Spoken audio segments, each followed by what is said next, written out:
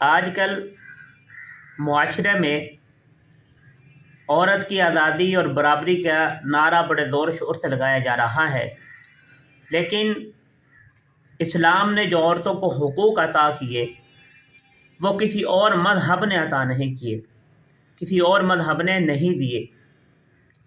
اسلام نے عورت کی حیثیت مقرر کر دی۔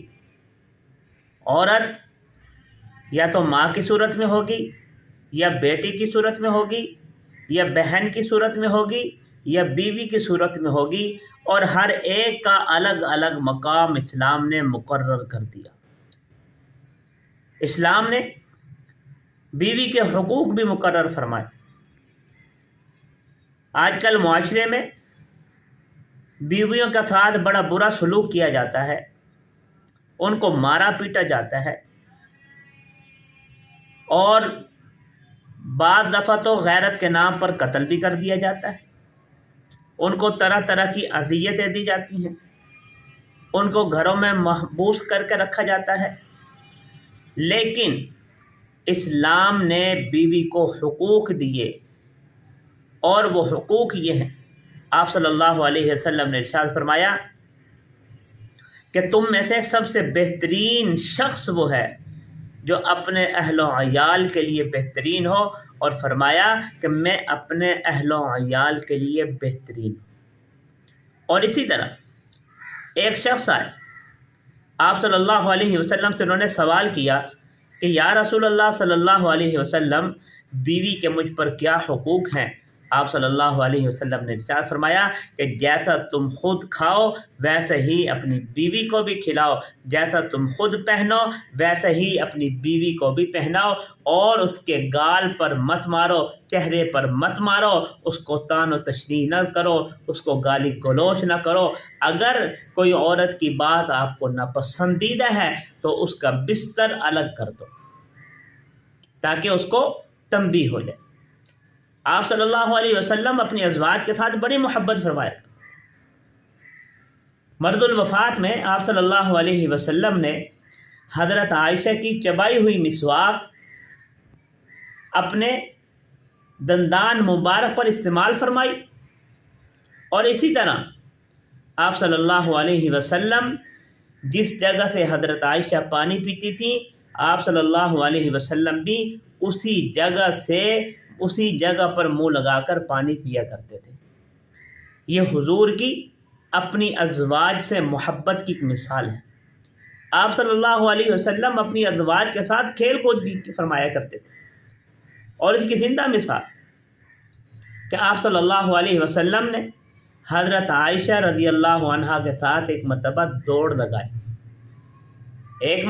لگائی، حضرت عائشہ آگے نکلی، اور دوسری مرتبہ جب دوڑ لگائی گئی تو حضور اکرم صلی اللہ علیہ وسلم آگے نکل گئے، اور آپ نے فرمایا کہ یہ بدلہ برابر ہو گیا۔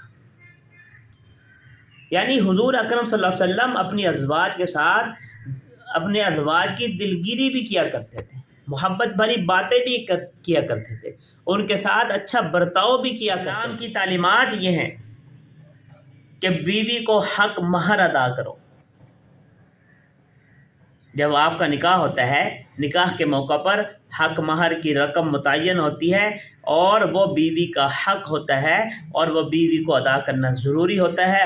اگر آپ نے حق مہر کی رقم بیوی کو ادا نہیں کی، وہ آپ کے ذمہ قرض ہوگی، اور اگر آپ اسی حالت میں اس دنیا سے چلے گئے تو جہاں پر باقی قرضے آپ کے طرف سے ادا ہوں گے، اسی طرح آپ کا جو حق مہر ہے بیوی کا آپ کے ذمہ، وہ بھی آپ کے طرف سے اس کو ادا کیا جائے گا۔ یہ عورت کا حق ہے، یہ ادا کرنا ضروری ہوتا ہے۔ اور اسی طرح اسلام کی تعلیمات یہ بھی ہیں کہ بیوی کو روٹین کا خرچہ بھی دیا جائے، اس کو کچھ جیب خرچ دیا جائے، تاکہ اگر اس کی کوئی ضروریات ہوں وہ اپنی ضروریات اس خرچ سے پوری کر لے۔ اور اسی طرح اس کو حتی الامکان کوشش کریں کہ الگ مکان رہنے کے لیے دیں، اس کو اچھا پہنایا جائے، اور اسی طرح اس کے ساتھ دلجوئی کی باتیں کی جائیں۔ اور کبھی کبھار عورت کے منہ میں اپنے ہاتھ سے نوالا توڑ کر بھی ڈال دیا کرے، تاکہ جو آپس میں محبت کا رشتہ ہے وہ قائم و دائم رہے۔ اور اسی طرح اپنے بچوں کے سامنے اپنی بیوی کو کبھی مت ڈانٹیں، اس سے آپ کے بچوں پر بڑا برا اثر پڑے گا۔ تو اس لیے میرے دوستو، آپ صلی اللہ علیہ وسلم کی جو تعلیمات ہیں بیویوں کے بارے میں، یہ اسلام نے جو بیویوں کو حقوق عطا کیے وہ کسی اور مذہب نے عطا نہیں کیے۔ اس لیے یہ جو لوگ نعرہ لگاتے ہیں کہ اسلام بڑا شدت پسند مذہب ہے، آؤ دیکھو تو صحیح کہ اسلام نے عورت کو آزادی دی ہے، اسلام نے عورت کو حقوق دیے ہیں، یہ آپ نے دیے ہیں۔ آپ نے تو عورت کو ایک فیشن کے طور پر استعمال کر لیا۔